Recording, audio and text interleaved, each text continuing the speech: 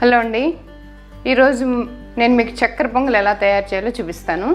చక్కెర పొంగల్ చేయడానికి కావాల్సిన పదార్థాలు: బియ్యం, పెసరపప్పు, బెల్లం, పంచదార, జీడిపప్పు, కిస్మిస్, పచ్చి కొబ్బరి, యాలక్కాయలు, ఇలాచీ అంటారు, నెయ్యి.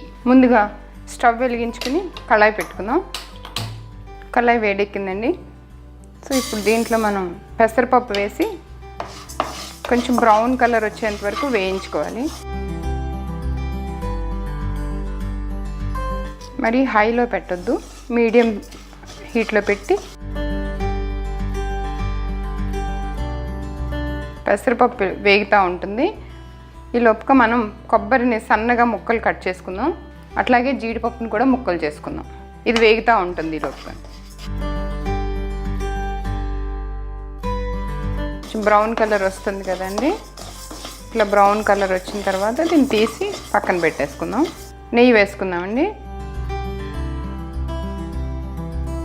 చక్కెర పొంగల్కి కొంచెం నెయ్యి ఎక్కువ ఉంటేనే బాగుంటుంది. నేను కొంచెం ఎక్కువే వేస్తున్నాను. నెయ్యి కరిగిన తర్వాత, నెయ్యి కరిగిందండి, జీడిపప్పు, కిస్మిస్, పచ్చి కొబ్బరిని సన్నగా ఇలా చిన్న చిన్న ముక్కలుగా కట్ చేసుకుని, చక్కెర పొంగల్ అంటేనే కొబ్బరి ముక్కలతో టేస్ట్ వస్తుంది.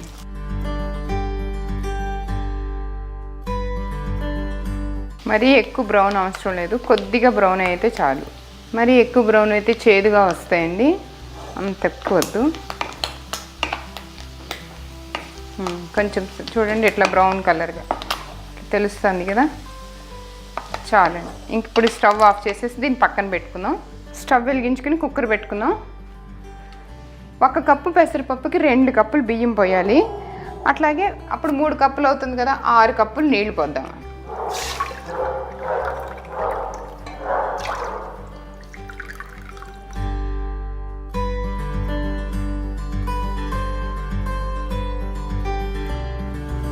పోసానండి. 6 కప్స్ నీళ్ళు పోసుకున్నాం కదా. బియ్యం కడిగి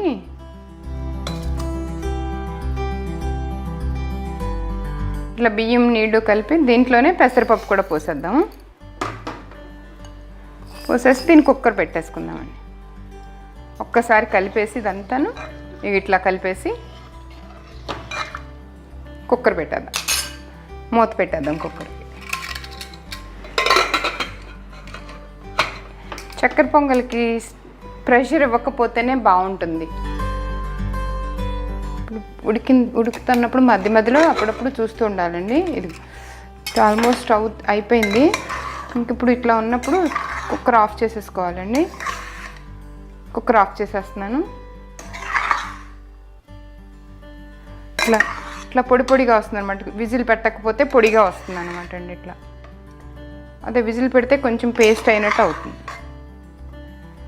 దీన్ని పక్కన పెట్టుకుందాము. వేరే ఒక ప్యాన్ పెట్టుకుందామండి. పెట్టుకుని దీంట్లో బెల్లం వేసుకున్నాం. బెల్లం మొత్తం వేయొద్దు. ఇప్పుడు 2 కప్పులు బియ్యం, 1 కప్పు పెసరపప్పు వేసాను కదా నేను.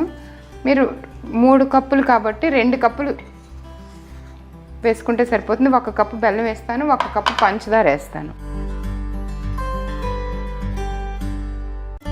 కొంచెం స్వీట్ ఎక్కువ కావాలనుకునే వాళ్ళు ఇంకొక కప్పు కూడా వేసుకోవచ్చు. కొంచెం నీళ్ళు పోద్దాం, ఎక్కువ నీళ్ళు వద్దు.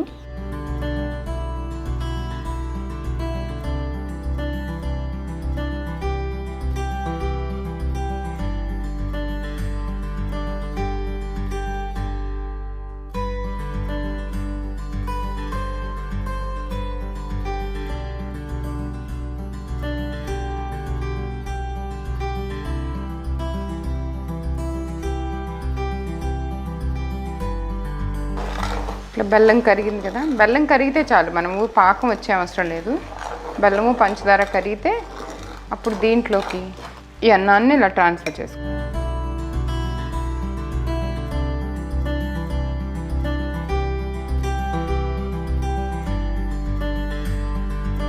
ఈ అన్నంలోకి పాకం ఇలా బాగా కలుపుకోవాలి.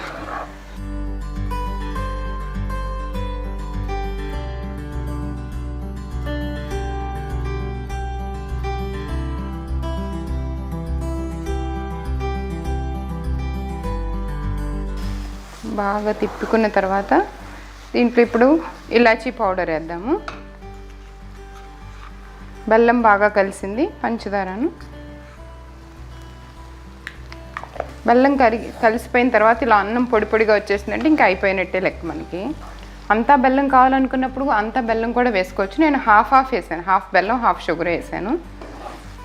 ఇప్పుడు ఇట్లా ఉంది కదా, దీంట్లో ఆ డ్రై ఫ్రూట్స్ వేసేసుకుందాం. ఇవి వేయించి పెట్టుకున్నాం కదా, వేయించి పెట్టుకున్న డ్రై ఫ్రూట్స్, కొబ్బరి ముక్కలు,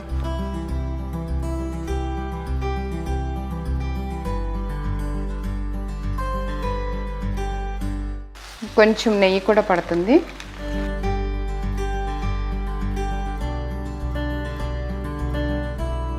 నెయ్యిలో వేగిన డ్రై ఫ్రూట్స్ మంచి వాసన వస్తున్నాయి. బాగా కలిసింది కదా.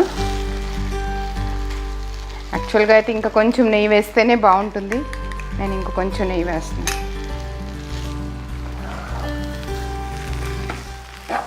చక్కెర పొంగల్కి ఎంత నెయ్యి ఉంటే అంత బాగుంటుంది.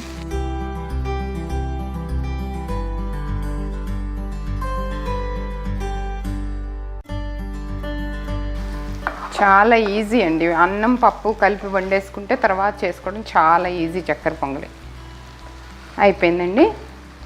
ఇంక స్టవ్ ఆఫ్ చేసేద్దాము.